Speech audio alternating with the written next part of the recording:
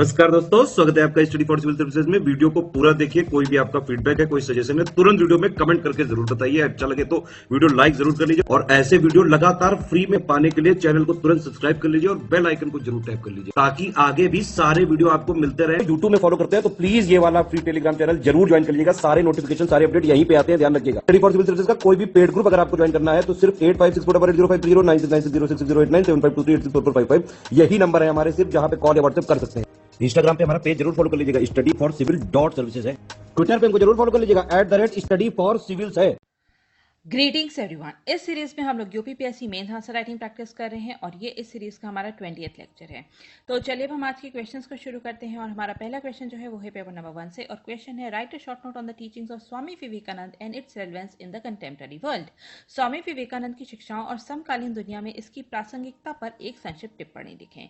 तो जैसा कि हम जानते हैं 11 सितंबर, ठीक है, 11 सितंबर 1893 को स्वामी विवेकानंद ने एक बहुत ही फेमस स्पीच दी थी parliament of the world religion में, ठीक है। और यहाँ पर जो है यहाँ पर इंडिया की जो टीचिंग्स हैं, इंडिया की जो फिलॉसफीज हैं, उसको पूरे वर्ल्ड के समक्ष रखा था।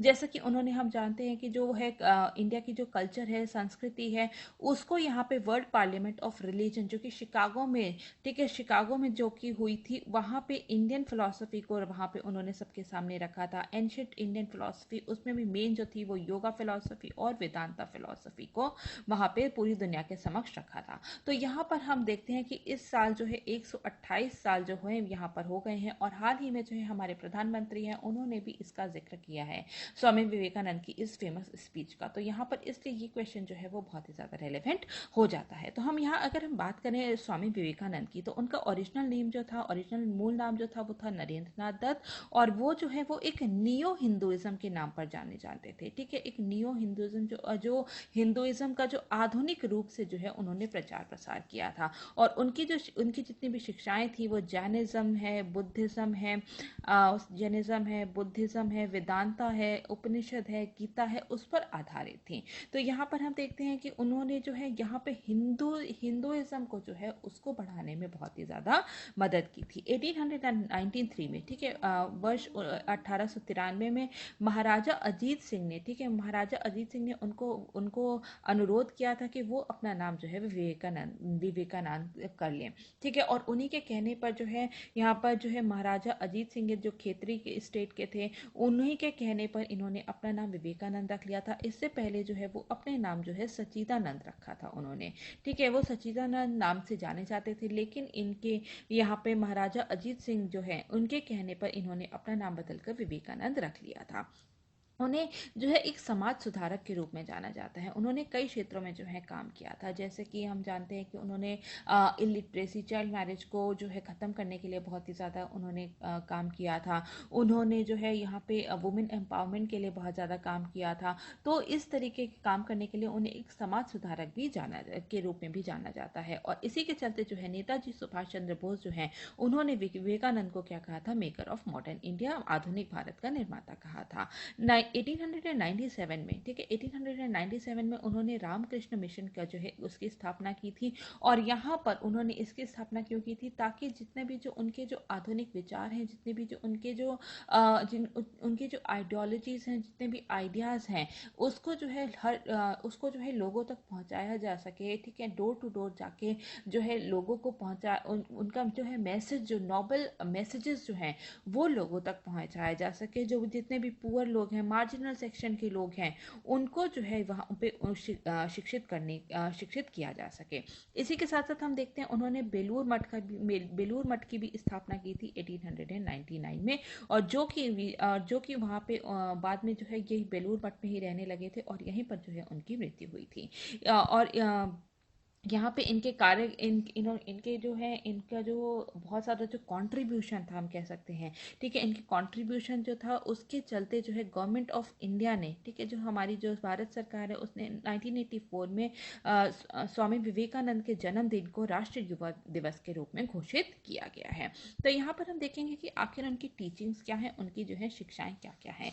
तो सबसे पहले हम बात करेंगे कि एजुकेशन की। उन्होंने एजुकेशन की फील्ड में जो है बहुत ज़्यादा काम किया था और उन्होंने बोला था कि जो यूथ की एजुकेशन है, जो यूथ की शिक्षा है, वो बहुत ही ज़्यादा इम्पॉर्टेंट है। अगर हमें जो है अगर भारत को जो है डेवलप होना है, उसको अगर आगे बढ़ना है, तो यूथ की एजुकेशन पे बहुत ज़्यादा ध्यान देना पड़ेगा। उन्होंने बोला था कि स्पिरिचुअल नॉलेज तो होनी ही चाहिए, स्पिरिचुअल नॉलेज के साथ साथ जो है यहाँ पे जो है इकोनॉमिक फ्रीडम के लिए भी हमें पढ़ना चाहिए, अपनी जो है इकोनॉमिक एडवांसमेंट के लिए, इकोनॉमिक फ्रीडम के लिए, इकोनॉमिक डेवलपमेंट के लिए, ठीक है, आर्थिक विकास के लिए जो है एजुकेशन जो है वो बहुत ही ज़्यादा ज़रूरी है। उन्होंने जो है वुमेन एजुकेशन की बात की थी, ठीक है, वुमेन एजुकेशन के लिए बहुत ज़्यादा काम किया था। जितने भी जो पुअर और मार्जिनलाइज सेक्शन है उनके जो है एजुकेशन के लिए बहुत ज़्यादा काम किया था। उन्होंने माना था कि जो एजुकेशन है, जो शिक्षा है, वो हमारे जो है कैरेक्टर को बिल्ड करने में बहुत ही ज़्यादा मदद करती है, ठीक है, हमारा जो चरित्र निर्माण में जो है वो बहुत ज़्यादा मदद करती है। और ये जो है हमारे जब हमारा जो चरित्र का निर्माण होता है, तो ये एक हमें जो है बेटर पर्सन बनाता है, ठीक है, एक हमें एक अच्छा व्यक्ति बनाता है, जो कि एक समाज के लिए बहुत ही ज़्यादा ज़रूरी है। तो यहाँ पर हम देखते हैं कि उन्होंने मॉरल एजुकेशन पे बहुत ही ज़्यादा ध्यान दिया था, सेक्युलर एजुकेशन पे बहुत ही ज़्यादा ध्यान दिया था, ठीक है। तो यहाँ पर उन्होंने जो है किसी भी एक विशेष धर्म या फिर विशेष जाति की उन्होंने शिक्षा पर जोर नहीं दिया था। उन्होंने पूरे ओवरऑल सोसाइटी की शिक्षा पर बहुत ही ज़्यादा जोर दिया था। इसके बाद हम देखते हैं welfare of weaker sections of the society, समाज के कमज़ोर वर्गों के कल्याण के लिए भी उन्होंने बहुत ज़्यादा काम किया था। उन्होंने बोला था कि हमारे अंदर जो जितने भी जो गरीब लोग हैं, जितने भी जो पुअर लोग हैं, उनके प्रति जो है एम्पैथी होनी बहुत ही ज़्यादा ज़रूरी है, ठीक है, संवेदना होनी बहुत ही ज़्यादा ज़रूरी है, कंपैशन होना बहुत ही ज़्यादा ज़रूरी है। तो यहाँ पर उन्होंने जो है इसके चलते उन्होंने कहा था कि जितने भी जो लोग हैं, ठीक है, जितने भी जो पढ़े लिखे लोग हैं, उनको जो है आगे आना चाहिए, और पुअर जितने भी जो गरीब लोग हैं, उनके अपलिफ्टमेंट के लिए काम करना चाहिए। तो जितने भी जो शिक्षित लोग अगर आगे आते हैं और वो अगर जो है जिम्मेदारी लेते हैं जितने भी गरीब हैं उनके कल्याण करने के लिए, तो यहाँ पर क्या होगा, जो इंडिया का जो है आर्थिक विकास और ज़्यादा होगा। उन्होंने अपलिफ्टमेंट ऑफ वुमेन की बात की थी, महिलाओं का उत्थान की बात की थी, और उन्होंने जो है यहाँ पर उनकी एजुकेशन राइट्स के बारे में बहुत ही ज़्यादा बोला था, ठीक है, उनकी एजुकेशन राइट्स जो थी उनके बारे में बहुत ही ज़्यादा एडवोकेसी की थी, बहुत ही ज़्यादा वकालत की थी। उन्होंने कहा था कि जितनी भी जो वुमेन है, इनके जो है यहाँ पे हम कह सकते हैं कि उनकी जो कल्चरल आइडेंटिटी है, उनकी जो एक सेकेंड, सॉरी, तो उन्होंने कहा था कि जितनी भी जो किसी भी फैमिली की जो कन्वेंशनल वैल्यूज़ होती हैं, जितनी भी ट्रेडिशनल वैल्यूज़ होती हैं, वो तो बहुत ज़्यादा इंपॉर्टेंट है ही, लेकिन उसके साथ साथ जो है वुमेन का अपलिफ्टमेंट होना बहुत ही ज़्यादा ज़रूरी है सोसाइटी के डेवलपमेंट के लिए। तो यहाँ पर इसलिए उन्होंने जो है जितनी भी जो वुमेन की जो एजुकेशन है उसकी बहुत ज़्यादा वकालत की थी। इसके बाद उन्होंने टॉलरेंस की बात की थी, ठीक है, सहनशीलता की बात की थी। सहनशीलता से क्या होता है कि जो है आपस में जो है भाईचारा बहुत ज़्यादा बढ़ता है, इससे क्या होता है, सबकी जो है समृद्धि होती है, सबकी प्रॉस्पेरिटी होती है, ठीक है, जितना भी समाज है उसमें जो है पीस, ठीक है, शांति स्थापित कर सकते हैं, और जितने भी रिलीजन है, जितने भी सेक्शंस है, उनके बीच में जो है एक संयम बना रहता है, तो जिससे कि जो पूरी सोसाइटी है उसमें जो है एक पीस बना रहता है, शांति बनी रहती है। इसके बाद हम देखते हैं preacher of yoga and Vedanta philosophies, योग और वेदांत दर्शक के उपदेशक हैं। जैसा कि हमने बात की कि 1893 में जो है world parliament of the world religion हुआ था, वहां पे उन्होंने जो है इंडिया की जो योगा फिलोसफी है, वेदांता फिलोसफी है, उसको पूरे वर्ल्ड के समक्ष रखा था। तो यहाँ पर उन्होंने जो है हिंदुइज्म जो है, ठीक है, जो हिंदुइज्म है उसको जो है यहाँ पर वेस्टर्न, ठीक है, वेस्टर्न फिलोसफी के साथ उन्होंने मिक्स किया था, और उन्होंने जो है यहाँ पर जो है स्पिरिचुअलिटी जो है उसको जो है मटीरियलिज्म के साथ जो है यहाँ पर उन्होंने जोड़ा था, ठीक है। उन्होंने बोला था स्पिरिचुअलिटी के साथ साथ जो है मटीरियलिज्म जो है वो भी बहुत ही ज़्यादा इंपॉर्टेंट है। उनका जो है पूरे एक जितनी भी जो वेदास हैं, ठीक है, वेदास के प्रति उनका एक खुला विचार था, और उन्होंने जो है डुअलिज्म और नॉन डुअलिज्म दोनों को ही जो है यहाँ पर आपस में उसको जोड़ा था। इसके बाद हम देखते हैं रिलीजन, उन्होंने धर्म की बात की थी, ठीक है। उन्होंने बोला था कि कि कोई भी रिलीजन में या फिर किसी भी धर्म में किसी भी प्रकार के जो है सुपरस्टिशंस जो होते हैं, अंधविश्वास होते हैं, उसकी कोई भी जगह नहीं होती। ऐसा नहीं होना चाहिए कि बहुत सारे जो है रिचुअल्स होती हैं, बहुत सारी जो है रिलीजियस प्रैक्टिसेस होती हैं, उसकी कोई भी जगह नहीं है, ठीक है। ह्यूमन को गॉड से कनेक्ट करने के लिए, ह्यूमन टू गॉड को कनेक्शन के लिए किसी भी मिडल मैन की ज़रूरत नहीं है, ठीक है। तो और ये जो जितने भी रिलीजन है, जितने भी धर्म है, ये सभी के लिए हैं, और इसमें जो है किसी के लिए किसी को भी मिडल मैन नहीं होना चाहिए। यहाँ पे डायरेक्ट जो है ह्यूमन जो है गॉड से जो है कॉन्टैक्ट कर सकता है। इसके बाद उन्होंने सोशल चेंज की बात की थी, सामाजिक बदलाव की बात की थी। उन्होंने जो है आगे चल के जो है ब्रह्मो समाज को, ठीक है, ब्रह्मो समाज को जो है जो कि राजा राम मोहन रॉय का था, ब्रह्मो समाज के जो है वहाँ पे उसके साथ जुड़े थे। और यहाँ पे उन्होंने चाइल्ड मैरिज और इलिटरेसी मतलब कि जो इलिटरेसी मतलब कि जो साक्षरता के लिए जो है बहुत ज़्यादा कार्य किया था। तो यहाँ पर हम देखते हैं कि इसकी रेलेवेंस क्या है, इसकी प्रासंगिकता क्या है आज के टाइम में, ठीक है, कंटेम्प्रेरी वर्ल्ड में इसकी क्या क्या क्या रेलेवेंस है। तो सबसे पहले हम देखते हैं कि उन्होंने ब्रदरहुड एंड फ्रेटर्निटी की बात की थी, उन्होंने भाईचारे की बात की थी। उन्होंने बोला था कि जो है हमारे जो है आपस में जो है प्यार होना चाहिए, कंपैशन होना चाहिए, पेशेंस होना चाहिए, और जो है हमारे अंदर जो है एम्पैथी होनी चाहिए, सिंपैथी होनी चाहिए एक दूसरे को लेके।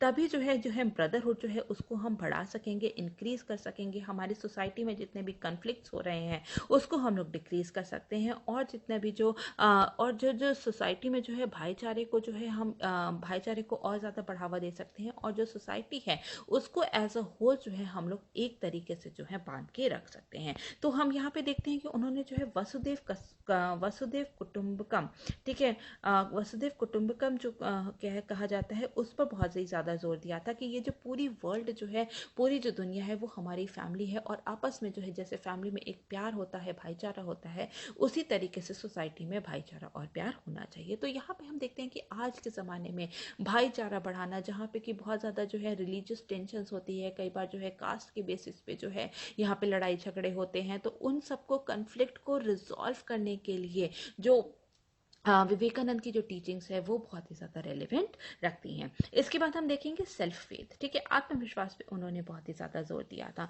ये बेसिकली उन्होंने जो है यहाँ पे कहा था कि बहुत सारे जो है देवी देवताएं हैं यहाँ पर, लेकिन अगर आप उनकी पूजा करते हो तो आपको उतना लाभ नहीं मिलेगा, और जितने भी एफर्ट्स लगा लो, जब तक आपका खुद पे विश्वास नहीं होगा, ठीक है, खुद पे विश्वास होना बहुत ज़रूरी है, तब तक जब तक खुद पे विश्वास नहीं होगा तब तक हम कोई भी कार्य नहीं कर नहीं सकते हैं। तो यहाँ पे उन्होंने जो ये यूथ के लिए, ठीक है, यूथ के लिए बोला था कि उनको जो है अपने अंदर जो है फेथ रखना होगा, उनको जो है अपने एफर्ट्स पे अपने ऊपर जो है फेथ रखना पड़ेगा, तभी वो कामयाब हो सकते हैं। और यूथ जो है वो एक, जैसा कि हम कहते हैं कि किसी भी सोसाइटी का, किसी भी नेशन का आने वाला कल होता है, तो उनको जो है उनके एडवांसमेंट के लिए जो है सेल्फ फेथ जो है वो बहुत ही ज़्यादा ज़रूरी है।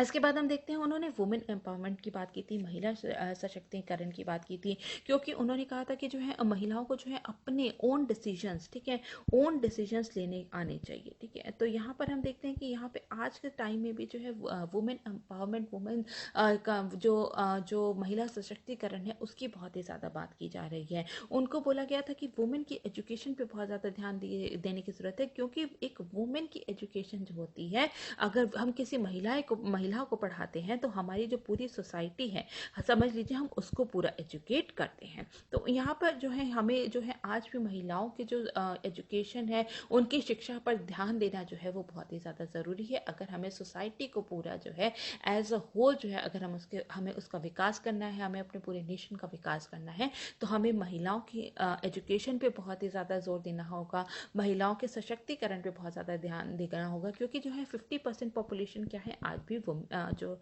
50% पॉपुलेशन क्या है वो विमेन है। तो उनकी जो है पूरी लेबर फोर्स पार्टिसिपेशन में लेबर फोर्स पार्टिसिपेशन जो है उसको बढ़ाना बहुत ही ज़रूरी है हमारे आर्थिक विकास के लिए। इसके बाद हम देखते हैं अपलिफ्टमेंट ऑफ द पुअर, ठीक है, अपलिफ्टमेंट जो है गरीबों का उत्थान जो है वो करना बहुत ही ज़्यादा ज़रूरी है। विवेकानंद का ऐसा मानना था कि जब तक कोई भी व्यक्ति यहाँ पर भारत में अगर कोई भी भूखा है, कोई भी जो है यहाँ पर कोई भी भूखा है या फिर अशिक्षित है, तो यहाँ पर जितने भी शिक्षित लोग हैं ये उनकी नाकामयाबी है। तो ये जो जितने भी शिक्षित लोग हैं उनकी जिम्मेदारी बनती है कि जितने भी जो अशिक्षित लोग हैं, जितने भी जो पुअर लोग हैं, जितने भी जो गरीब लोग हैं, उनकी मदद के लिए आगे आने चाहिए। तभी जो है हमारे जो हम एक शिक्षित वर्ग कहलाएंगे, हमारा जो नेशन है तभी जो है प्रोग्रेस कर सकेगा। इसके बाद जो है उन्होंने एजुकेशन पे, शिक्षा पर बहुत ही ज़्यादा जोर दिया था, क्योंकि उनका मानना था कि जितने भी सोशल इविल्स हैं, ठीक है, सोशल इविल्स हैं या फिर बहुत सारी जो इंडिया की जो प्रॉब्लम है उसका जो रूट कॉज क्या है वो जो है लैक ऑफ एजुकेशन ही है। तो इसलिए जो है हमें जो है एजुकेशन पे बहुत ही ज़्यादा ध्यान देने की ज़रूरत है। और ये जो एजुकेशन है ये सभी कास्ट के लिए होनी चाहिए, सभी सेक्शन ऑफ द सोसाइटी के लिए जो है वो सभी जितने भी सेक्शन ऑफ द सोसाइटी है उनकी उस तक एक्सेस होनी चाहिए, उस तक पहुंच होनी चाहिए। तो यहाँ पर हम कह सकते हैं कि उन्होंने जो स्वामी विवेकानंद है उन्होंने सेल्फलेस होकर, ठीक है, कि हमें जो है अगर हम शिक्षित हैं, अगर हम इतने सशक्त हैं कि हम दूसरों की मदद कर सकते हैं तो हमें मदद करनी चाहिए। तो उन्होंने सेल्फलेसनेस की बात की थी। इसके साथ साथ जो है जब हम किसी की मदद करते हैं तो हमारा पर्सनल डेवलपमेंट भी होता है, ठीक है, पर्सनल डेवलपमेंट होता है। तो उन्होंने सेल्फलेस होके जो है अपने पर्सनल डेवलपमेंट की बात कही थी। और ये जो है उन्होंने उनकी जो है मॉडर्न इंडिया को बनाने में बहुत ही बड़ी भूमिका है। जैसा कि हमने बात की कि उन्होंने जो है हेल्थ के लिए काम किया था, वुमेन एम्पावरमेंट के लिए काम किया था, ठीक है, तो वुमेन एम्पावरमेंट के लिए काम किया था, हेल्थ के लिए काम किया था, जो एजुकेशन है उसके लिए, यूनिवर्सल लिटरेसी है, अनटचेबल्स के लिए के प्रति जो है कंपैशनेट हार्ट होना चाहिए, इन सब की बात की थी। तो इससे क्या होता है, इससे जो हमारा जो आधुनिक भारत है उसकी उन्होंने नींव डाली थी। तो इसके बाद हम लोग नेक्स्ट क्वेश्चन को डिस्कस करेंगे जो कि है पेपर नंबर 2 से। और क्वेश्चन है, discuss the significance of Bangladesh for India, also highlight the challenges that need to be addressed. Bharat के लिए बांग्लादेश के महत्व पर चर्चा करें, साथ ही उन चुनौतियों पर प्रकाश डालें जिनका समाधान करने की आवश्यकता है। ठीक है, तो अब हम इस क्वेश्चन को यहाँ पर पूरा डिस्कस कर लेंगे। बांग्लादेश को जो इंडिपेंडेंस मिली थी, जो लिबरेशन ऑफ बांग्लादेश था, वो कब मिला था उसको 1971 में, 16 दिसंबर 1971 को। तो यहाँ पर जो है इंडिया ने बहुत ज़्यादा सपोर्ट किया था बांग्लादेश के पूरे लिबरेशन वॉर में बांग्लादेश को। तो और यहाँ पर हम देखते हैं कि 2021 में, ठीक है, 2021 16 दिसंबर को जो बांग्लादेश के जो इंडिपेंडेंस हुआ था उसको जो लिबरेट किया गया था, लिबरेशन जो मिली थी उसके 50 ईयर्स जो हैं वो पूरे हुए हैं। तो इस वजह से ये क्वेश्चन यहाँ पर बहुत ज़्यादा इंपॉर्टेंट हो जाता है। ठीक है, तो यहाँ पर अगर हम देखें तो इंडिया और बांग्लादेश जो है ये नेबरिंग कंट्रीज हैं, पड़ोसी देश हैं। और यहाँ पर इंडिया की बात करें तो इंडिया के जो सारे जितने भी जो पड़ोसी राज्य हैं उसमें सबसे बड़ा जो बॉर्डर बनाता है वो किसके साथ बनाता है, वो बांग्लादेश के साथ ही बनाता है। करीब 4000 किलोमीटर के जो है बांग्लादेश और इंडिया जो है बाउंड्री शेयर करते हैं। और बांग्लादेश की जो बाउंड्री है वो भारत के 5 राज्यों से मिली हुई है, वेस्ट बंगाल, असम, मेघालय, त्रिपुरा और मिजोरम। ठीक है, और उसके बाद से ही जब उसको वहाँ पे अगर जब बांग्लादेश को फ्रीडम मिली थी उसके बाद से ही इंडिया ने जो है बांग्लादेश के साथ जो है अपने डिप्लोमेटिक रिलेशन जो है वो स्थापित किए हैं। ठीक है, डिप्लोमेटिक रिलेशन जो है तभी से स्थापित किए हैं। और भारत जो है वो पहला ऐसा राज्य है, वो पहला ऐसा जो है नेशन है जिसने कि बांग्लादेश का जो है एक सेपरेट नेशन, एक अलग राष्ट्र के रूप में जो है वो आइडेंटिफाई किया था, पहचाना था। बांग्लादेश के साथ साथ जो है भूटान को भी जो है इंडिया ने ही सबसे पहले जो है यहाँ पर जो है एक अलग राष्ट्र के रूप में जो है पहचाना था। तो यहाँ पर हम देखते हैं कि यहाँ पर जो है डिप्लोमेटिक रिलेशंस जो है वो बहुत ज़्यादा बने हुए हैं तब से, मतलब कि 50 ईयर्स करीब, ठीक है, करीब 50 साल हो गए हैं इंडिया के और बांग्लादेश के टाइज को लेकर। तो यहाँ पर हम देखेंगे कि आखिर क्या क्या सिग्निफिकेंस है इंडिया बांग्लादेश टाइज की। तो सबसे पहले हम बात करेंगे कनेक्टिविटी की। ठीक है, तो ये कनेक्टिविटी यहाँ पर जो है बहुत ही ज़्यादा इंपॉर्टेंट रखता है कि कई जगहों को जो है जोड़ने का काम करता है। तो इंडिया की जो नेबरहुड फर्स्ट पॉलिसी है, ठीक है, इंडिया की कौन सी पॉलिसी, एक तो नेबरहुड फर्स्ट पॉलिसी है और इंडिया की जो एक्ट ईस्ट पॉलिसी है, उन दोनों के लिए ही जो बांग्लादेश है वो बहुत ही ज़्यादा जो है महत्वपूर्ण है। ठीक है, तो यहाँ पर क्या है कि इंडिया जो है कई सारे फोरम का हिस्सा है, बांग्लादेश बहुत सारे फोरम का हिस्सा है, जैसे कि BBIN है, बांग्लादेश, भूटान, इंडिया और नेपाल है, बिम्स्टेक है। तो यहाँ पर, ठीक है, यहाँ पर इन दोनों के ही जो और भी ऐसे कई मल्टीलेटरल फोरम हैं जिसके कि इंडिया और बांग्लादेश दोनों ही कॉमन उसके मेंबर्स हैं। तो यहाँ पर जो है ये इन राज्यों, ये जो इन फोरम्स में जो है इंडिया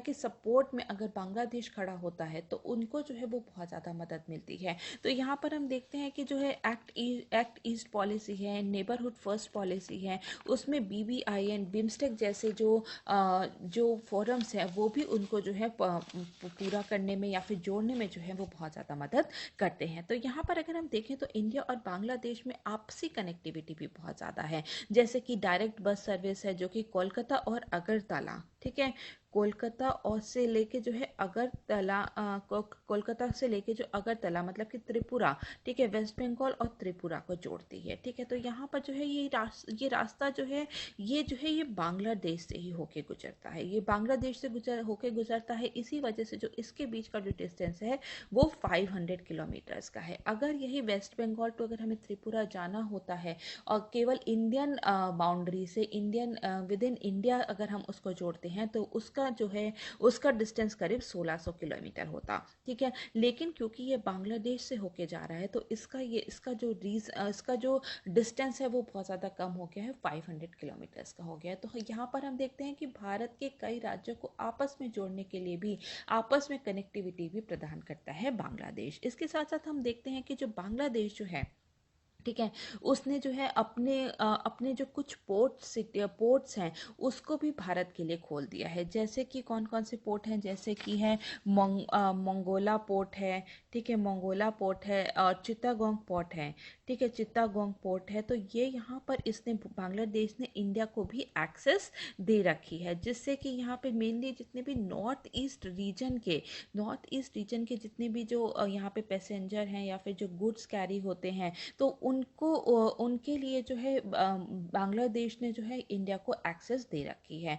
तो यहाँ पर जितने भी मूवमेंट ऑफ गुड्स होते हैं, पैसेंजर्स होते हैं, उनका जो है आवाजाही जो है बने रहने के लिए ये पोर्ट जो है वो बहुत ही ज़्यादा महत्वपूर्ण है। और यहाँ पर हम देखते हैं कि जो चित्तागोंग पोर्ट है और जो मोंगला पोर्ट है, ठीक है, ये जो है ये नॉर्थ ईस्टर्न रीजन के जो अगरतला है, त्रिपुरा है, वो कई तरीके से यहाँ से जुड़ा हुआ है इन पोर्ट्स पे। रोड्स के थ्रू जुड़ा हुआ है, रेलवेज के थ्रू जुड़ा हुआ है, वाटरवेज के थ्रू जुड़ा हुआ है, जिससे कि इंडिया के जितने भी जो गुड्स अगर उनको कहीं बाहर भेजना है, उसको जो है शिप के थ्रू बाहर भेजना है तो वो इस पोर्ट का इस्तेमाल कर सकता है। तो यहाँ पे कनेक्टिविटी जो है वो बहुत ही ज़्यादा इम्पॉर्टेंट रोल प्ले करता है। इसके बाद हम देखते हैं जैसे कि BBI यानी बांग्लादेश, भूटान, इंडिया, नेपाल जो है, इनके बीच में जो है एक मोटर व्हीकल एग्रीमेंट हुआ है, जिससे कि यहाँ पर बांग्लादेश, नेपाल और इंडिया में, ठीक है, यहाँ पे जो है जितना भी जो movement of goods and passengers और जितने भी गुड्स हैं, जितनी भी सामग्री है, उनके जो मूवमेंट है वो अच्छे से हो सके। और इसमें यह है कि भूटान जो है वो लेटर ऑन इस ग्रुप को ज्वाइन करेगा, लेकिन फिलहाल जो है यहाँ पर ये जो है सुविधा जो है स्टार्ट की जा रही है ताकि यहाँ पर जो है गुड्स और पैसेंजर का इजी मूवमेंट हो सके। तो यहाँ पे हम देखते हैं कि कनेक्टिविटी जो है वो बहुत ज़्यादा प्रदान कर रहा है। इसके बाद हम देखते हैं ट्रेड बेनिफिट्स बहुत ज़्यादा हैं। बांग्लादेश और इंडिया के बांग्लादेश जो है वो इंडिया का जो है सबसे बड़ा ट्रेडिंग पार्टनर है। कहाँ पे? साउथ एशिया में। जितने भी साउथ एशियन कंट्रीज हैं उसमें सबसे बड़ा जो इंडिया का ट्रेडिंग पार्टनर कौन है? वो बांग्लादेश ही है। और इंडिया का अगर हम एक्सपोर्ट की बात करें तो 2018-19 में करीब जो है बांग्लादेश को $9.2 बिलियन का एक्सपोर्ट हुआ है। और वहीं अगर हम इंपोर्ट की बात करें तो करीब $1 बिलियन का जो है यहाँ पे इंपोर्ट भी हुआ है। तो हम यहाँ पर देखते हैं कि ट्रेड बेनिफिट्स भी बहुत ज़्यादा हैं। इसके साथ साथ जो है यहाँ पे एक सैफ्टा जो है इनके बीच में जो है साइन हुआ है, मतलब कि south Asian free trade agreement जो है वो साइन हुआ है, जिससे कि जितने भी जो वहाँ पे बांग्लादेश में जो है बांग्लादेश के जितने भी यहाँ से जितने भी जो एक्सपोर्ट इंडिया से एक्सपोर्ट होता है बांग्लादेश में, या फिर बांग्लादेश से जो यहाँ पर इंडिया में इंपोर्ट होता है, तो वो जो है वो ड्यूटी फ्री होता है और किसी भी प्रकार का उसमें कोटा नहीं लगाया जाता है। तो यहाँ पे ट्रेड बेनिफिट्स भी बहुत ज़्यादा हैं। इसके बाद हम देखेंगे एनर्जी कॉर्पोरेशन, ठीक है, ऊर्जा सहयोग में भी बहुत ज़्यादा महत्वपूर्ण है। बांग्लादेश जो है करेंटली, ठीक है, अभी फिलहाल में जो है यहाँ पर 1160 मेगावाट 1160 मेगावाट जो है यहाँ से इंडिया से पावर, ठीक है, पावर सप्लाई की जाती है बांग्लादेश को।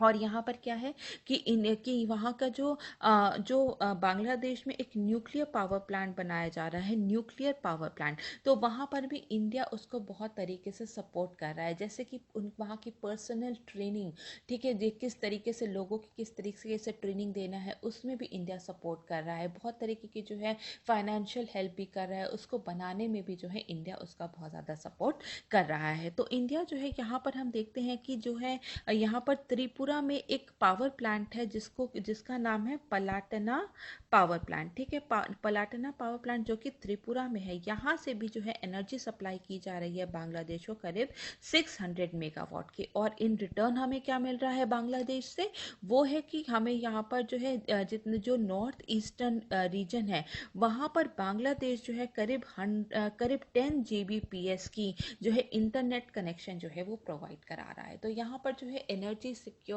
जो है, ऊर्जा सहयोग जो है वो भी बहुत ज़्यादा इम्पोर्टेंट है। इसके बाद हम देखते हैं मिलिट्री कॉपरेशन, सैन्य सहयोग बहुत ज़्यादा इम्पोर्टेंट है। जो दोनों देश के बीच की जो है यहाँ पे कई बार जो है मतलब कि हर साल जो है यहाँ पे सैन्य अभ्यास भी होते हैं। जैसे कि अगर हम बात करें तो जॉइंट एक्सरसाइजेस की, तो अगर हम आर्मी की जॉइंट एक्सरसाइज जैसे कि जो इंडिया बांग्लादेश की है उसका नाम है सांप्रीति, और नेवी की जो जॉइंट एक्सरसाइज होती है उसका नाम है एक्सरसाइज मिलान। ठीक है, मिलान एक्सरसाइज। तो यहाँ पर जो है एक दूसरे को जो है यहाँ पर जो है आर्मी के उससे अगर हम देखें तो आर्म्ड फोर्सेस के उससे भी बहुत ज़्यादा जो है एक दूसरे को मदद मिलती है। इसके बाद हम देखते हैं security of Indian ocean, Hind महासागर की सुरक्षा में भी बहुत बड़ा हाथ है। ठीक है, तो जो अगर बांग्लादेश की अगर हम वो देखें, ठीक है, जोग्राफिकल सिचुएशन देखें तो वो हम देखते हैं कि बहुत ही ज़्यादा जो है strategic situation, strategic geographical condition है, जोग्राफिकली बहुत ही ज़्यादा स्ट्रैटेजिकली प्लेस्ड है हम कह सकते हैं। और यहाँ पर जो है कई सारे जो इम्पोर्टेंट सी लेन्स हैं, ठीक है, इम्पोर्टेंट जो सी लेन्स है उसको भी बांग्लादेश जो है कनेक्ट करता है। तो यहाँ पर इंडिया के जो बांग्लादेश है वो बहुत ही ज़्यादा सिग्निफिकेंट रोल प्ले करता है इंडियन ओशियन के। ठीक है, इंडियन ओशियन जो है उसके पूरे जो वहाँ पे पायरेसी को रोकने के लिए और पूरे इस जो पूरा एरिया जो है इंडियन ओशियन का, वहाँ पे जो है एक शांति वाला स्थान स्थापित करने के लिए बांग्लादेश का एक बहुत ही ज़्यादा महत्वपूर्ण रोल है। और यहाँ पर हम देखते हैं कि वर्ष 2021 में 2021 में बांग्लादेश ने जो है यहाँ पे चेयरमैनशिप जो है इंडियन ओशियन रिम एसोसिएशन की जो है चेयरमैनशिप जो है उसको हाथ में ली है। और इसके साथ साथ उसने इंडिया को भी रिक्वेस्ट किया है कि यहाँ पर जितने भी जो मैरीटाइम सेफ्टी एंड सिक्योरिटी में जो है उन दोनों को मिलकर साथ में काम करना है। तो यहाँ पर हम देखते हैं कि इंडियन ओशन रीजन में जो है यहाँ पे सिक्योरिटी में भी जो है बांग्लादेश का बहुत बड़ा रोल है। इसके बाद हम देखते हैं members of regional and multilateral forums. ठीक है, क्षेत्रीय और बहुपक्षीय मंचों के सदस्य हैं। जैसे कि हमने बात की बहुत सारे मल्टीलेटरल फोरम्स हैं, जैसे कि सार्क हो गया है, ठीक है, सार्क है, BBIN है, बांग्लादेश, भूटान, इंडिया, नेपाल, बिम्स्टेक है, बे ऑफ बंगाल का जो मैरीटाइम सिक्योरिटी पूरा पैक्ट है, आयोरा है, ठीक है, इंडियन ओशियन रिम एसोसिएशन है। तो इंडिया और बांग्लादेश इन सभी फोरम्स के जो है वो मेंबर है। तो यहाँ पर क्या देखते हैं कि जो है यहाँ पर जितने भी जो मेंबर्स हैं ये आपस में कोऑपरेट कर रहे हैं, जिससे कि इंडिया की जो है इकोनॉमिक ग्रोथ भी होगी। ठीक है, तो इकोनॉमिक ग्रोथ की अगर हम आर्थिक विकास के परिदृश्य से देखें तो भी बांग्लादेश जो है वो बहुत ही ज़्यादा महत्वपूर्ण, हमारे बांग्लादेश के साथ जो है टाइज है हमारे, वो बहुत ही ज़्यादा महत्वपूर्ण है। इसके साथ साथ हम देखते हैं कि यूएन सिक्योरिटी काउंसिल में, ठीक है, यूएन सिक्योरिटी काउंसिल में भी बांग्लादेश ने इंडिया को सपोर्ट किया था, जब भी जो उसके जो है फेवर में ही वोट किया था। तो यहाँ पर हम देखते हैं कि मल्टीलेटरल फोरम्स में जो है बांग्लादेश जो है हमें बहुत तरीके से सपोर्ट कर रहा है। और यहाँ पे अगर वो सपोर्ट करता है बहुत सारे जितने भी फोरम्स हैं, सार्क है, BBIN है, तो ये हमारी जो है इकोनॉमिक ग्रोथ के लिए, आर्थिक विकास के लिए भी बहुत अच्छा है, या फिर हम कह सकते हैं बहुत ही ज़्यादा सिग्निफिकेंट है। इसके बाद हम देखते हैं important for north east India security and connectivity, पूर्वोत्तर भारत की सुरक्षा और कनेक्टिविटी के लिए भी बहुत ज़्यादा महत्वपूर्ण है। यहाँ पर हम देखते हैं कि जितने भी जो बांग्लादेश है, ठीक है, बांग्लादेश जो है वो जो यहाँ पर अगर प्लेस्ड है बांग्लादेश, तो यहाँ पर हम देखते हैं कि जो है त्रिपुरा है या फिर नॉर्थ ईस्टर्न स्टेट जो है वहाँ पर जो है बहुत ज़्यादा कनेक्टिविटी प्रदान करने का काम करता है। ठीक है, तो यहाँ पर एक फ्रेंडली नेबर जो है वो होना बहुत ही ज़्यादा ज़रूरी है, और ताकि जो जितने भी यहाँ पर जितने भी जो इलीगल एक्टिविटीज़ होती हैं उसको रोका जाए। तो यहाँ पर हम देखते हैं कि यहाँ पर जो बांग्लादेश है वो 3 साइड से इंडिया को जो है वहाँ पे जो है 3 साइड से जो है इसकी बांग्लादेश और इंडिया के जो है बॉर्डर शेयर हो रहे हैं। तो यहाँ पर एक फ्रेंडली नेबर जो है वो होना बहुत ही ज़्यादा ज़रूरी है। और बांग्लादेश की वजह से ही, ठीक है, जब भी अवामी लीग वहाँ पर आई थी उसके बाद से ही जो है वहाँ पर जो है बहुत सारे जो टेररिस्ट ग्रुप्स हैं उनको उनकी एक्टिविटीज़ को भी बहुत हद तक जो है वो रोका गया है। जैसे कि हम देखते हैं कि जो यहाँ पर जो United labour front of Assam था, ठीक है, उल्फा था, national democratic front of Bodoland है, तो इनके लीडर्स को भी पकड़वाने में जो है बांग्लादेश का बहुत बड़ा हाथ था। तो यहाँ के जो इनकी जो टेररिस्ट एक्टिविटीज़ थी, ठीक है, उसको भी कंटेन करने के लिए बांग्लादेश का रोल जो है वो बहुत ही ज़्यादा इम्पॉर्टेंट है। तो हमारे जितने भी नॉर्थ ईस्ट स्टेट्स हैं, ठीक है, वो क्या है, वो लैंड लॉक्ड हैं। वहाँ पर जो है आसपास कोई भी जो है वहाँ पे सी पोर्ट नहीं है, सी ओशियन नहीं है। तो यहाँ पर क्या है, जो नॉर्थ ईस्ट स्टेट्स जो हैं वो आपस में क्या है, वो लैंडलॉक्ड है।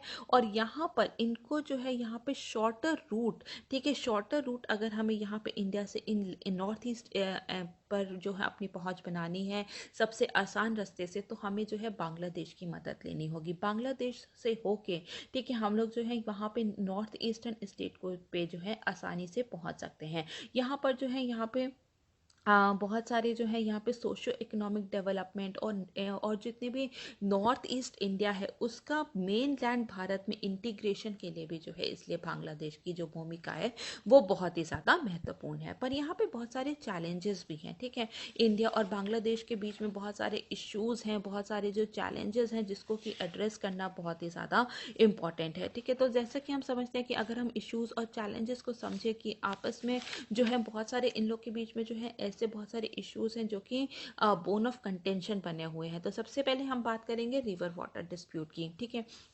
तो इसमें क्या है, नदी जल विवाद है कि यहाँ पे ये जो दोनों कंट्रीज़ हैं, ठीक है, ये जो दोनों कंट्रीज़ हैं इनके बीच में जो है 54 रिवर्स ऐसी हैं, 54 रिवर्स ऐसी हैं जो कि बांग्लादेश और इंडिया दोनों में जो कॉमन है, ठीक है, 54 रिवर्स ऐसी हैं। तो यहाँ पर बहुत सारी ऐसी रिवर्स भी हैं जिसके कि पानी को लेके कि पानी कितना किसके शेयर में आएगा उसको लेकर जो है वो बहुत ज़्यादा जो है आपस में खींचातानी हुई है। तो सबसे पहले अगर हम बात करेंगे किसकी, तीस्ता रिवर, ठीक है, तीस्ता रिवर की, जो कि जिस पे कि अभी भी जो है यहाँ पर उसका भी हल निकाला जा रहा है। तो यहाँ पे अभी भी जो है इन दोनों देशों के बीच में बात हो रही है ताकि जो तीस्ता रिवर डिस्प्यूट है उसको हम लोग रिजॉल्व कर सकें। तो जो तीस्ता रिवर है वो सिक्किम से ओरिजिनेट होती है और वेस्ट बंगाल से होते हुए वो बांग्लादेश में चली जाती है, ठीक है। तो 1983 में एक पैक्ट हुआ था जिसमें कि जो है यहाँ पे 39% जो तीस्ता रिवर का जो वाटर था वो इंडिया को एलोकेट किया गया था और 36% जो है वो किसको एलोकेट किया गया था, वो बांग्लादेश को एलोकेट किया गया था। और 25% जो बचता है वो जो है अनएलोकेटेड था, वो किसी को भी एलोकेट नहीं किया गया था। लेकिन वर्ष 2011 में, ठीक है, वर्ष 2011 में जो है यहाँ पर फिर से इसमें जो है फेरबदल की गई थी और यहाँ पर 42.5% जो है उसका रिवर वाटर जो है वो इंडिया को जो है दिया गया था और 37.5% जो है वो किसको दिया गया था, वो दिया गया था बांग्लादेश को। तो इसके बाद जो है यहाँ पे वेस्ट बंगाल का बहुत ज़्यादा जो है इसमें जो है बहुत ज़्यादा इंटरफेरेंस था और वो जो है और ज़्यादा पानी की डिमांड कर रहा था, तो या पानी के शेयर की डिमांड कर रहा था। तो जैसे कि हम जानते हैं कि जो रिवर है, वाटर जो है यहाँ पे इंडिया में जो है एक स्टेट सब्जेक्ट है, तो जिसकी वजह से जो है तीस्ता रिवर का जो डिस्प्यूट है वो अभी भी चला आ रहा है। इसके साथ साथ हम देखते हैं कि जो बांग्लादेश जो है बांग्लादेश है वो बहुत ज़्यादा अपोज कर रहा है इंडिया का जो तपाईमुख डैम है, जो रिवर बराक पे इंडिया बना रहा है मणिपुर में, उसको भी जो है बांग्लादेश बहुत ज़्यादा अपोज कर रहा है। इसके साथ साथ हम देखते हैं कि जो इंडिया का जो इंटरलिंकिंग ऑफ रिवर जो प्रोजेक्ट है, ठीक है, इंटरलिंकिंग ऑफ रिवर प्रोजेक्ट जो है उसका भी बांग्लादेश जो है वो बहुत ज़्यादा अपोज कर रहा है। तो यहाँ पे जो वाटर डिस्प्यूट्स हैं वो बहुत ज़्यादा चैलेंजिंग बने हुए हैं इंडिया के लिए। इसके बाद हम देखते हैं चाइनाज इन्फ्लुएंस, ठीक है, चीन का प्रभाव जो है पूरे क्षेत्र में बहुत ज़्यादा है। जैसा कि हम देखते हैं कि जो बांग्लादेश जो है जो बांग्लादेश का जो है सबसे बड़ा व्यापारिक भागीदार, ठीक है, बांग्लादेश का जो सबसे लार्जेस्ट ट्रेडिंग पार्टनर कौन है, वो है चाइना। तो यहाँ पर हम देखते हैं कि जो चाइना की डिपेंडेंस जो है चाइना की जो डिपेंडेंस है, सॉरी, बांग्लादेश की जो डिपेंडेंस है चाइना पे, वो बहुत ही ज़्यादा है। ठीक है, तो यहाँ पर क्या है कि एक कि बांग्लादेश जो है यहाँ पे ट्रेडिंग पार्टनर के साथ साथ जो है यहाँ पर बांग्लादेश को जो है मिलिट्री सप्लाईज भी बहुत ज़्यादा करता है।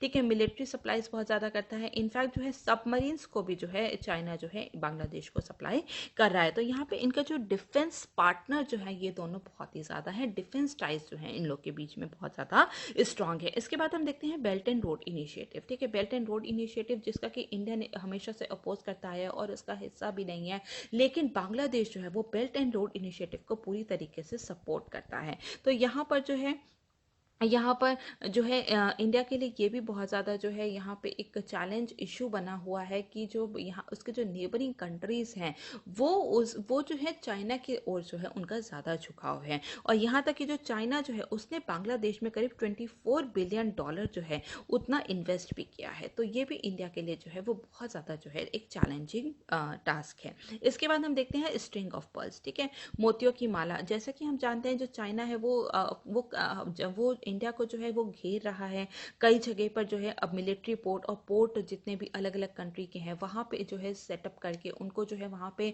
पोर्ट्स बनाने में जो है अलग अलग कंट्री को मदद करता है, जिसके ज़रिए जो है वो इंडिया को जो है चारों तरफ से घेरना चाहता है।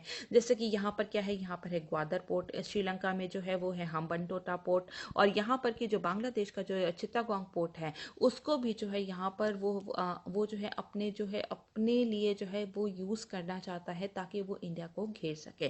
तो यहाँ पर इंडिया के लिए ये बहुत ही ज़्यादा एक चैलेंजिंग इशू बना हुआ है।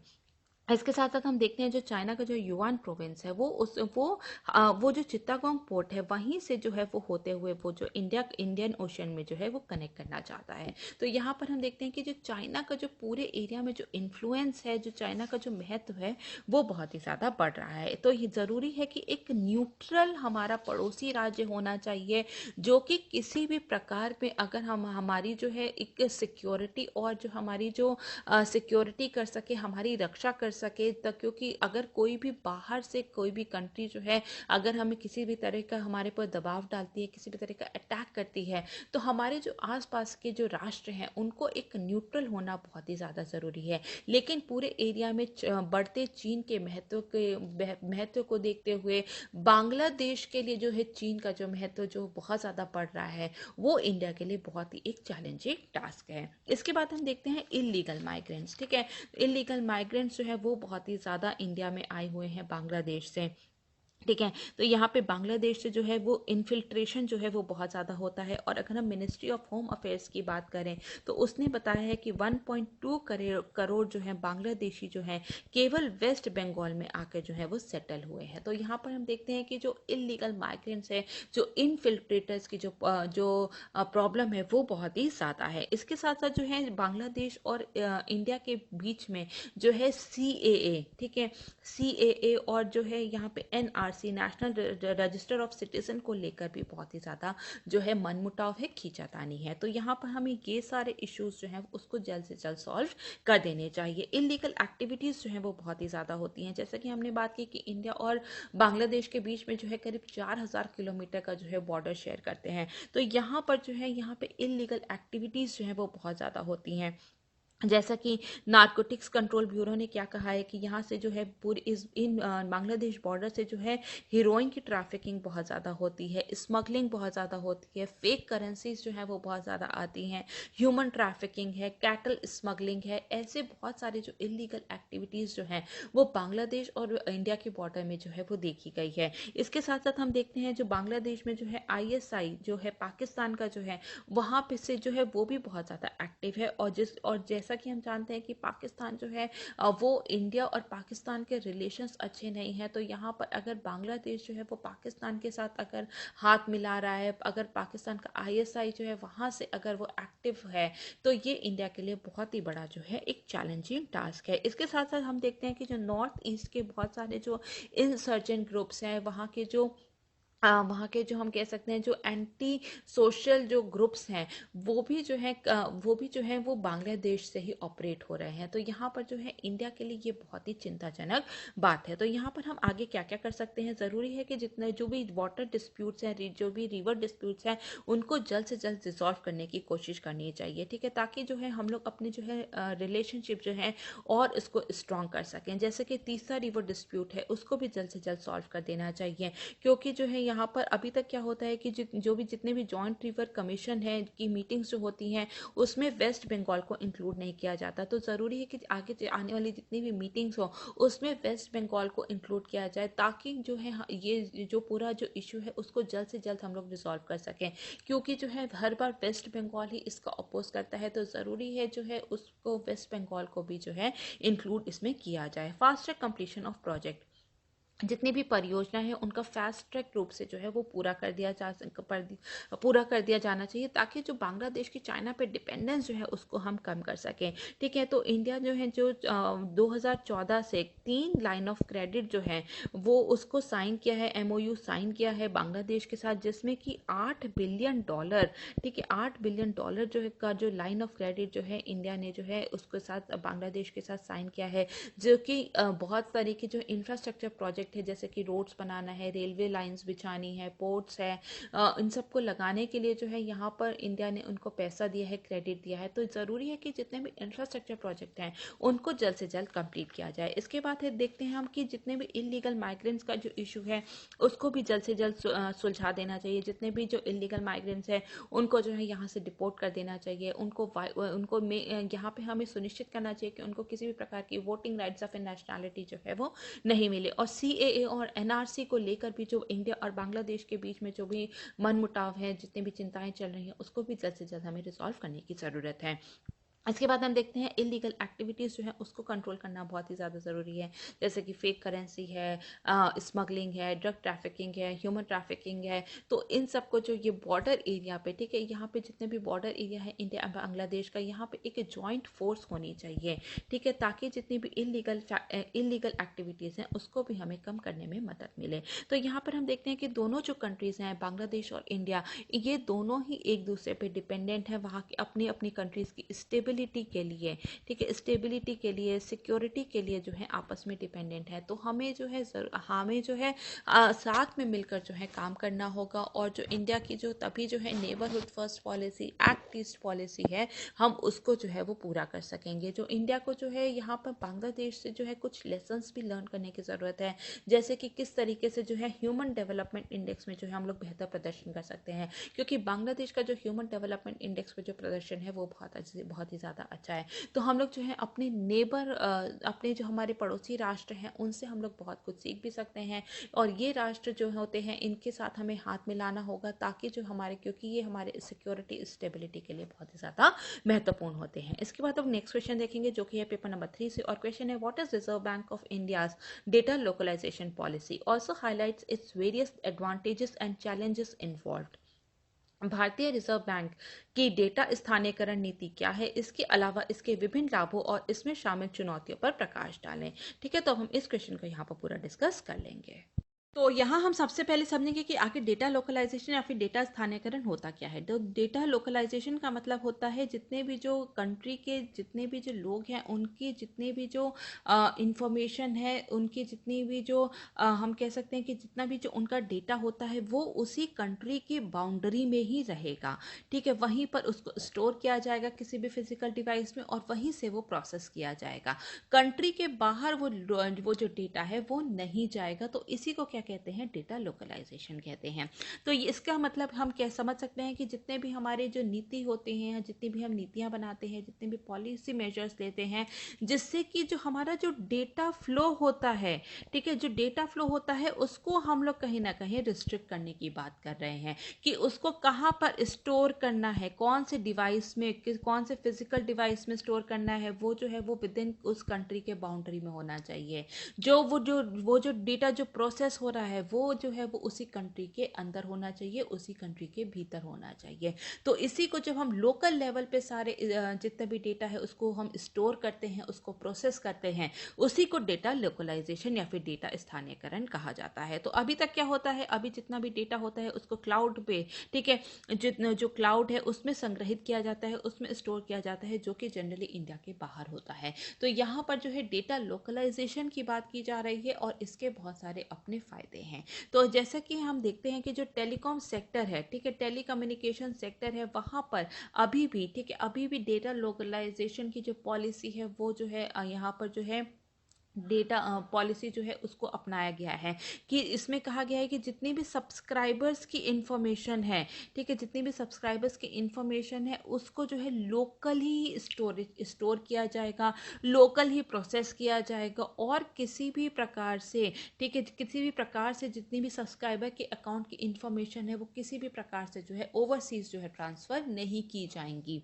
तो इसको हम जो यहाँ पर हम देखते हैं ये टेलीकॉम सेक्टर में कहा गया है।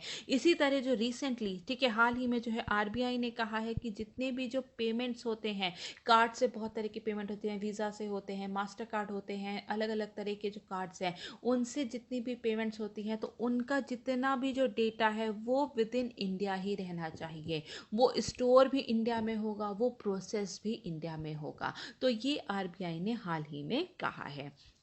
तो यहाँ पर हम देखते हैं कि इसमें जो इंडियन गवर्नमेंट है उसने जो है डेटा लोकलाइजेशन के लिए, ठीक है, 4 उसके महत्वपूर्ण जो है उद्देश्य बताए हैं। सबसे पहला क्या है, सबसे पहले है कि जो है securing faster and better access to personal data for law enforcement, कानून प्रवर्तन के लिए व्यक्तिगत डेटा तक तेज और बेहतर पहुंच सुरक्षित करना है। क्योंकि जितने भी जो लॉ एनफोर्समेंट एजेंसीज होती हैं, ठीक है, उनके सामने बहुत ही बड़ी चुनौती होती है डेटा को गैदर करना। क्योंकि यहाँ पर क्या होता है कि जो भी डेटा कलेक्ट कर रहा है और जो भी डेटा जो है यहाँ पर जो भी स्टोर कर रहा है वो अलग अलग एजेंसीज होती हैं। तो इन दोनों से यहाँ पर जो जितने भी जो लॉ एनफोर्समेंट एजेंसीज हैं उनको डेटा गैदर करने में ऑन एन एवरेज करीब 10 मंथ्स लग जाते हैं, 10 महीने तक लग जाते हैं।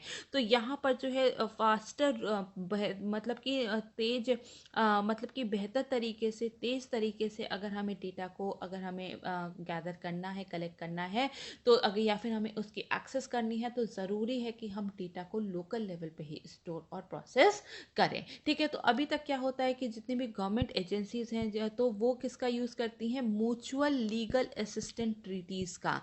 ठीक है, इसके ज़रिए ही जो है यहाँ पर डेटा को एक्सेस किया जाता है, जो कि एक बहुत ही ज़्यादा कम्बरसम प्रोसेस है और इसमें 10 महीने तक लग जाते हैं। तो यहाँ पे जो है फास्टर रूप से जो है डेटा को एक्सेस करने के लिए जो है वो ये बहुत ज़्यादा ज़रूरी है। इकोनॉमिक ग्रोथ इससे होगी, ठीक है, आर्थिक विकास में वृद्धि होगी और साथ साथ जो है इससे एम्प्लॉयमेंट जनरेशन भी बहुत ज़्यादा होगा। ठीक है, फॉरेन सर्वेलेंस को हम लोग रोक सकते हैं, विदेशी निगरानी को रोकने में काम में हमें जो है मदद मिलेगी और साथ साथ जितने भी डेटा सुरक्षा कानूनों को बेहतर ढंग से हमें लागू करने में और ज़्यादा मदद मिलेगी। तो यहाँ पर अगर हम बात करें जो आरबीआई की डेटा लोकलाइजेशन पॉलिसी क्या है, तो आरबीआई की डेटा लोकलाइजेशन पॉलिसी जैसा कि हमने बात की कि जितनी भी जो कार्ड कंपनीज हैं, ठीक है, कार्ड कंपनीज हैं, उन सबको ये यहाँ पे सख्त यहाँ पे निर्देश दिए गए हैं कि जितना भी जो उनके जितने भी कार्ड से जितने भी पेमेंट हो रही है, ठीक है, तो जितने भी जो जो पेमेंट सिस्टम ऑपरेटर्स होते हैं, ठीक है, पीएसओस होते हैं, उनको ये सख्त निर्देश दिए गए हैं कि जितनी भी जो ट्रांजैक्शन हो रही है उसको जो है लोकल, ठीक है, इंडिया विद इन इंडिया ही उसको स्टोर किया जाएगा और स्टोर करने के बाद उसकी प्रोसेसिंग जो होगी वो भी इंडिया में ही होगी। और यदि कोई पेमेंट, ठीक है, अगर कोई पेमेंट जो है अगर ओवरसीज हो रहा है या फिर फॉरेन कंट्री में हो रहा है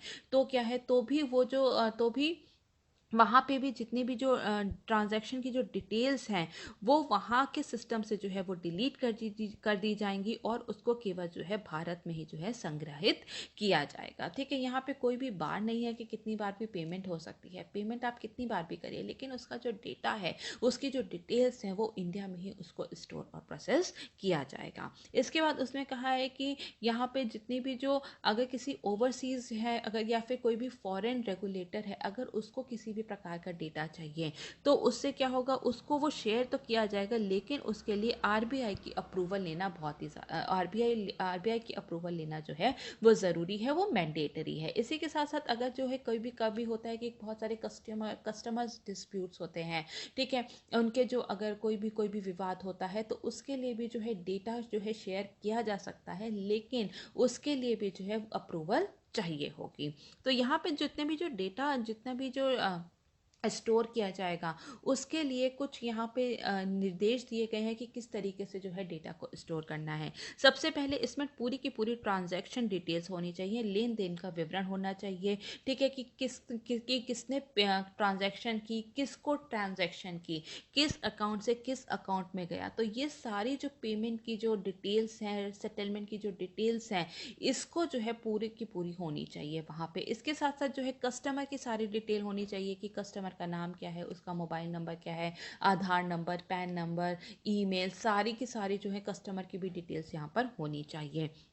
इसके साथ साथ जो पेमेंट सेंसिटिव इन्फॉर्मेशंस हैं, ठीक है, पेमेंट सेंसिटिव इन्फॉर्मेशंस का भी यहाँ पे कलेक्शन होना चाहिए। जैसे कि वहाँ पे जब भी पेमेंट हम करते हैं तो ओटीपी आता है, पासवर्ड्स आते हैं, तो वो सारी डिटेल्स भी इसमें जो है शामिल होनी चाहिए। तो इसके बाद हम देखेंगे कि आखिर इसके क्या क्या एडवांटेजेस हैं, ठीक है। तो डेटा लोकलाइजेशन के एडवांटेजेस क्या हैं, इसके बाद हम देखेंगे इसमें और क्या क्या चैलेंजेस हैं।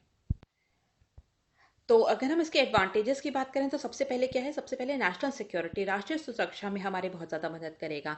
जितने भी, जैसे कि हमने बात की कि लॉ इन्फोर्समेंट एजेंसीज हैं, उनके जो इन्वेस्टिगेशन है उसको और ज़्यादा जो है आसान बनाएगा, ईजी इन्वेस्टिगेशन होंगी।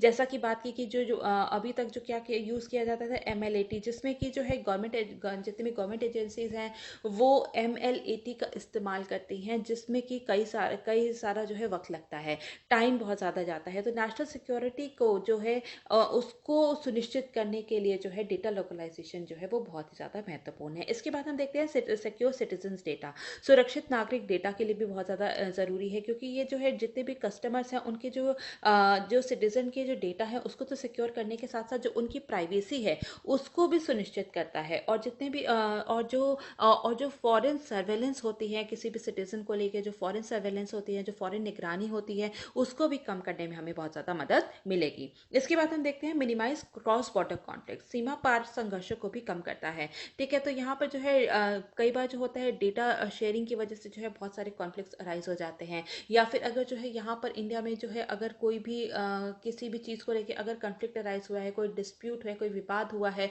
और अगर हमें उसका जो डेटा जो है अगर किसी हमें फॉरेन कंट्री से यहाँ से मंगाना है तो उसमें बहुत ही ज़्यादा जो है वो टाइम लग जाता है। तो जिससे कि जो है यहाँ पे जो जस्टिस डिलीवरी है उसमें बहुत ज़्यादा जो है समय जो है ज़ाया होता है, समय जो है बहुत ज़्यादा लग जाता है।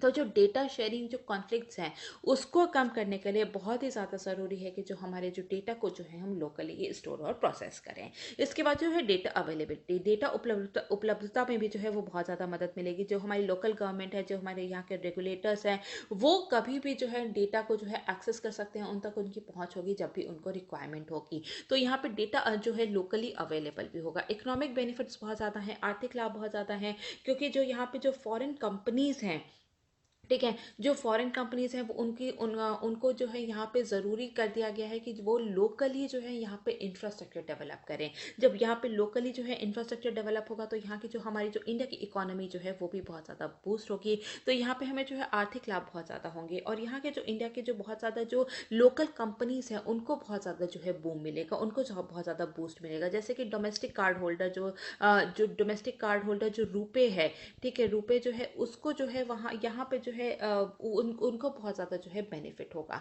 तो यहाँ पे जो है हमारे इकोनॉमिक बेनिफिट्स जो हैं इसके बहुत ज़्यादा हैं। जब इंफ्रास्ट्रक्चर डेवलप होगा, यहाँ पे जो है ग्लोबल डेटा को जो यहाँ पे कलेक्ट किया जाएगा, यहाँ पे स्टोर किया जाएगा, तो उसकी वजह से यहाँ पे क्या होगा, यहाँ पे डोमेस्टिक जॉब्स भी जो है वो बहुत ज़्यादा क्रिएट होंगी। तो यहाँ पे एम्प्लॉयमेंट जनरेशन में, रोजगार सृजन में भी बहुत ज़्यादा मदद मिलेगी। यहाँ के लोगों में जो है और ज़्यादा जो है स्किल का निर्माण किया जाएगा, स्किल बिल्ड किया जाएगा, डेटा स्टोरेज में, डेटा एनालिटिक्स में ठीक है, तो इसका स्कोप जो है वो बहुत ज़्यादा बढ़ जाएगा और यहाँ पे हमारे जो एम्प्लॉयमेंट जो है वो भी बहुत ज़्यादा जनरेट होगा। तो इसके साथ साथ यहाँ पर हम देखते हैं कि बहुत सारे चैलेंजेस भी हैं। सबसे पहले क्या है, सबसे पहले है इन्वेस्टमेंट, निवेश। ठीक है, यहाँ पे जैसे कि बात की जा रही है कि इंडिया में ही लोकल ही लेवल पे जो है डेटा मैनेज करना है, डेटा स्टोर करना है, लोकल ही डेटा को प्रोसेस करना है। तो इसके लिए जो है कई जगह पे जो है लोकली जो है डेटा सेंटर्स को सेटअप करने की ज़रूरत पड़ेगी। ठीक है, डेटा सेंटर्स को सेटअप करने की ज़रूरत पड़ेगी, जिसके लिए जो है बहुत ज़्यादा जो है इन्वेस्टमेंट चाहिए होगा। लैक ऑफ इंफ्रास्ट्रक्चर, बुनियादी ढांचे की इंडिया में बहुत ज़्यादा कमी है। ठीक है, यहाँ पे जो है इंटरनेट फैसिलिटी नहीं है, डिवाइसेस नहीं है, डेटा कलेक्ट कैसे किया जाएगा। ठीक है, तो इन सब की जो इंफ्रास्ट्रक्चर जो फैसिलिटीज़ जो है इंडिया में वो बहुत ही ज़्यादा कम है। तो ये भी बहुत ज़्यादा जो डेटा लोकलाइजेशन का जो हमारा एम है उसमें बहुत ही ज़्यादा जो है चैलेंज बना हुआ है। इसके बाद है difficult in managing data, data प्रबंधन में बहुत ज़्यादा कठिनाई होगी। यहाँ पर जो है क्योंकि हमारे पास जो है इंफ्रास्ट्रक्चर की बहुत ज़्यादा कमी है। ठीक है, जब हम यहाँ पर लोकली ही डेटा स्टोर कर रहे हैं तो हमें बहुत सारे जो है डिवाइसेस की ज़रूरत पड़ेगी, बहुत सारे जो है स्किल्ड मैन पावर की ज़रूरत पड़ेगी, ह्यूमन रिसोर्सेज की ज़रूरत पड़ेगी। तो यहाँ पर जो है हमारे पास जो है मैन पावर नहीं है, हमारे पास बहुत ज़्यादा डिवाइसेस नहीं है, जिसकी वजह से जो पूरा जो डेटा है उसको मैनेज करने में हमें बहुत ही ज़्यादा डिफ़िकल्टी हो सकती है। इसके बाद है issue with encryption of data, data की एनक्रिप्शन के साथ समस्या होगी। यहाँ पे हमने डेटा जो है अगर हम लोकली स्टोर भी कर लेते हैं, लोकली प्रोसेस भी कर सकते हैं, लेकिन एनक्रिप्शन कीज हो सकता है समटाइम्स अगर हम बाहर से डेटा लेकर आ रहे हैं तो एनक्रिप्शन कीज हो सकता है हमें बाहर से ही चाहिए होगी। तो यहाँ पर ये भी बहुत बड़ा इशू बना हुआ है कि हमारे पास कई बार हो सकता है कि एनक्रिप्शन की ही हमारे पास अवेलेबल ना हो, तो हम जो भी डेटा हमारे पास अवेलेबल भी है तो हम उसको डिकोड नहीं कर सकते, तो वो हमारे किसी भी काम का नहीं होगा। इसके साथ साथ हम देखते हैं रिड्यूस कंपटीशन। ठीक है, प्रतिस्पर्धा जो कंपटीशन है उसको बहुत ज़्यादा कम करेगा, क्योंकि यहाँ पर जो है बहुत सारे जो है डोमेस्टिक कंपनीज जो हैं वो बहुत ज़्यादा जो है उन्हीं को जो है बहुत ही ज़्यादा बेनिफिट होंगे। जितनी भी फॉरेन कंपनीज हैं उनका जो ऑपरेशन है वो बहुत ज़्यादा जो है रिस्ट्रिक्ट हो जाएगा, तो जिसकी वजह से यहाँ पर जो है कंपटीशन जो है वो रिड्यूस हो जाएगा। कंपटीशन रिड्यूस हो जाएगा तो लॉन्ग टर्म में हो सकता है कस्टमर्स को उसके लिए जो है हायर कॉस्ट जो है चुकानी पड़े।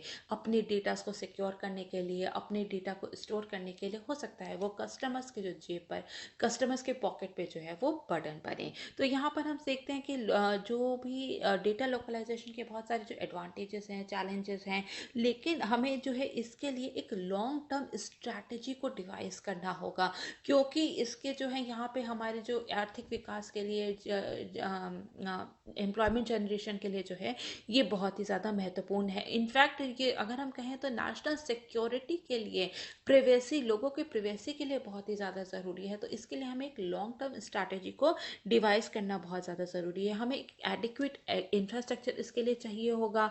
ठीक है, इसके लिए हमें जो है एक लीगल फ्रेमवर्क को भी हमें जो है यहाँ पे डिवाइस करना पड़ेगा। IT सेक्टर है, BPO सेक्टर है, इनको भी जो है हमें और ज़्यादा अच्छा करना पड़ेगा, तभी जो हमारा जो डेटा लोकलाइजेशन का जो एम है हम उसको पूरा कर सकते हैं। ठीक है, तो इसके बाद हम लोग नेक्स्ट क्वेश्चन देखेंगे जो कि है पेपर नंबर 4 से, और क्वेश्चन है what is persuasion, what role does it play in public life, discuss. अनुनय क्या है, सार्वजनिक जीवन में इसकी क्या भूमिका है, चर्चा करें। ठीक है, तो अब हम इस क्वेश्चन को यहाँ पर पूरा डिस्कस कर लेंगे। तो यहाँ हम सबसे पहले समझते हैं कि आखिर परसुएशन या फिर अनुनय होता क्या है। ठीक है, अनुनय या फिर परसुएशन जो है ये एक तरह की टेक्निक है जिससे कि हम किसी को इन्फ्लुएंस करते हैं। ठीक है, हम किसी भी व्यक्ति के विचारधारा को बदलने की कोशिश करते हैं इसमें। ठीक है, उसके दृष्टिकोण को बदलने का प्रयास करते हैं, उसी को परसुएशन कहते हैं। तो यहाँ पर हम किसी भी व्यक्ति को जो है प्रभावित करते हैं, इन्फ्लुएंस करते हैं, जिससे कि जो है उसका बिहेवियर में बहुत सारे चेंज आ सकते हैं, फीलिंग्स में, वो किस तरीके का सोचता है किसी भी इशू को लेके, किसी भी व्यक्ति को लेके, या फिर किसी भी ऑब्जेक्ट की तरफ उसके जो नजरिया होता है उसको बदलने का काम करता है। ठीक है, तो हम उसको परसुएट करते हैं, उसको हम प्रभावित करते हैं और उसके व्यवहार, विचार या भावनाओं में परिवर्तन लेकर के आते हैं। तो अगर हम साइमंस की जो डेफिनेशन है, उन्होंने 1976 में क्या कहा था कि उन्होंने कहा था कि जो मानव संचार, जो दूसरे को, ठीक है, एक तरफ का ह्यूमन कम्युनिकेशन है जो कि दूसरों को उनके विश्वासों, मूल्यों या फिर दृष्टिकोण को संशोधित करने या करके प्रभावित करने के लिए डिजाइन किया गया है। ठीक है, तो यहाँ पर जो है परसुएशन के जो है 6 प्रिंसिपल्स दिए थे रॉबर्ट सियाल्डिनी ने। तो सबसे पहला प्रिंसिपल क्या है? सबसे पहला प्रिंसिपल है रेसिप्रोसिटी। ठीक है, रेसिप्रोसिटी होता है कि हम लोग जो है जब किसी भी व्यक्ति ने अगर हमारे लिए कुछ अच्छा किया होता है तो हम उससे जो है वापस करते हैं, मतलब कि हमें ये लगता है कि हमें जो है उसके लिए भी कोई कार्य करना चाहिए, तो उसको हम कहते हैं रेसिप्रोसिटी। फॉर एग्जाम्पल, अगर किसी ने आपको कोई भी अगर आपका कोई कार्य किया है कभी, तो आप अगर उसकी ज़रूरत पड़ने पर भी उसका कार्य करते हो, तो इसी को हम कहते हैं रेसिप्रोसिटी। इसके बाद हम देखेंगे स्कैरसिटी। ठीक है, स्कैरसिटी क्या होता है? उस चीज स्कैरसिटी होती है समझ जाइए किसी भी जब किसी भी चीज़ की कमी होती है तो उसकी जो महत्व होता है वो बहुत ज़्यादा हो जाता है। फॉर एग्जाम्पल, अगर किसी प्रोडक्ट की सप्लाई बहुत ज़्यादा कम है, ठीक है, तो उसकी जो डिमांड जो होती है वो और ज़्यादा हो जाती है। तो इस तरीके से जो हम लोगों का जो नज़रिया है उसको उनको उनको जो उनकी जो इच्छाएं हैं उनको जो हम परसुएट कर सकते हैं। किसी भी चीज़ की अगर हम स्कैरसिटी दिखाते हैं, अगर हम कमियां दिखाते हैं कि उसकी जो है कमी बहुत ज़्यादा है, तो वहाँ पे जो है उसकी और ज़्यादा जो है डिमांड बढ़ा सकते हैं। तो ये बेसिकली जो है ये मार्केटिंग टैक्टिक्स होती हैं। इसके बाद होता है अथॉरिटी। ठीक है, अथॉरिटी का मतलब है कि कोई भी ऐसे व्यक्ति जो कि बहुत ही ज़्यादा जो नॉलेजेबल है, या फिर जो है बहुत ही ज़्यादा जो क्रेडिबल जो सोर्स ऑफ नॉलेज है, या फिर जो क्रेडिबल सोर्स ऑफ इंफॉर्मेशन होती है, वो हमें ज़्यादा जल्दी जो है हम उस इंफॉर्मेशन पे विश्वास कर लेते हैं। तो और वहीं से जो है हमारा जो नज़रिया होता है, हमारा दृष्टिकोण जो होता है वो बदलने में हमें मदद करता है। इसके बाद है कंसिस्टेंसी। ठीक है, या फिर इसके बाद हम कंसिस्टेंसी की अगर हम बात करें तो हमारी जो भी सेल्फ इमेज होती है, हमारी जो भी आइडेंटिटी होती है, हम उसी के साथ जो है कंसिस्टेंसी या फिर हम जो है उसी के साथ जो है तालमेल बिठाना पसंद करते हैं। तो यहाँ पर अगर हम शो करते हैं कि हम जो है बहुत ही ज़्यादा हेल्दी हैं, हम हेल्दी खाते हैं, तो अगर हम कहीं बाहर जाते हैं तो हम जो है हमारे सामने अगर बहुत तरीके की चीज़ रहेगी तो हम उसमें से हेल्दी ऑप्शंस को ही चुनते हैं। तो ये होता है कि हमारे जो बिहेवियर जो है उसमें कंसिस्टेंसी, ठीक है, उसकी कंसिस्टेंसी के लिए भी जो है वो भी हमारे जो बिहेवियर है उसको बहुत ही ज़्यादा इन्फ्लुएंस करता है, परसुएट करता है। इसके बाद है लाइकिंग। ठीक है, जिसको भी हम ज़्यादा लाइक करते हैं, जो भी हमारे जैसा है, ठीक है, तो हम उससे ज़्यादा जल्दी जो है इन्फ्लुएंस हो जाते हैं, उसकी बातें जो है हम ज़्यादा जल्दी मान लेते हैं, वो जिस तरीके का करते हैं हम भी उसी तरीके का करने का प्रयत्न करते हैं। इसके बाद है कंसेंसस। ठीक है, कंसेंसस जो भी सोशली एक्सेप्टेबल नॉर्म्स होते हैं, जो भी हमारे जो सोशल ग्रुप्स के नॉर्म्स होते हैं, हम भी चाहते हैं कि हम भी वैसा ही करें, ताकि जो है एक जो आम सहमति जो है सोसाइटी में जो है वो बनी रहे।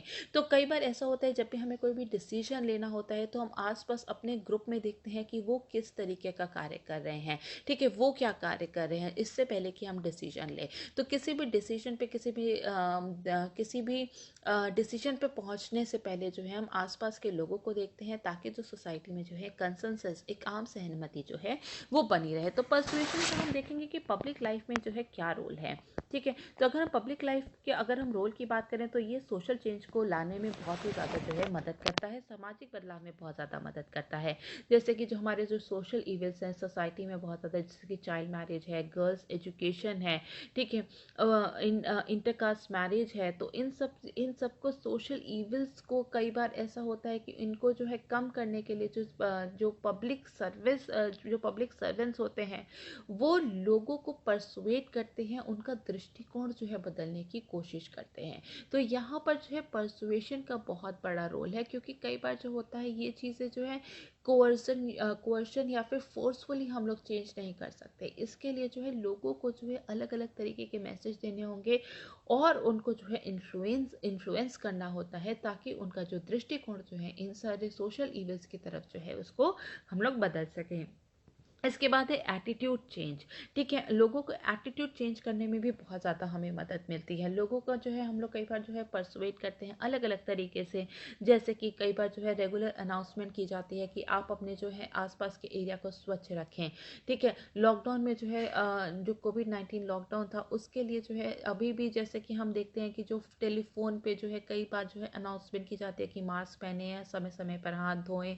तो ये सब जो है इससे हमारा जो एटीट्यूड है उसको वो बदला जा रहा है। कई बार जो है वायरल वीडियोस जो होती हैं सोशल मीडिया, उसके ज़रिए भी जो है हमारे जो एटीट्यूड है उसको बदलने में बहुत ही ज़्यादा मदद मिलती है। तो एटीट्यूड बदलने में, ठीक है, लोगों का एटीट्यूड बदलने के लिए जो है पब्लिक सर्वेंट्स जो है कई तरीके के जो ये जो वेपन्स है उसका इस्तेमाल करके जो है उनका एटीट्यूड को बदलने की कोशिश करते हैं। इसके बाद है रूल्स एंड रेगुलेशन को फॉलो करने के लिए, ठीक है, रूल्स एंड रेगुलेशन को फॉलो करने के लिए भी नियमों और विनियमों का भी पालन करने के लिए बहुत ज़्यादा ज़रूरी है, ठीक है। कई जैसे कि लोगों को जो है बहुत तरीके से परसुएट किया गया था कोविड-19 लॉकडाउन के लिए, ठीक है। जब लॉकडाउन लगाया गया था तो लोग जो है उसको बहुत ज़्यादा सीरियस ले रहे थे। तो जो पब्लिक सर्वेंट है उन्होंने उनको बताया था, उनको बताया था कि इससे जो है उनका खुद का ही भला होगा, ये जो है उनके लिए ही जो है कन्वीनियंस रहेगा, ठीक है, उनके कन्वीनियंट के लिए, उनके भलाई के लिए जो है ये कार्य किया जा रहा है।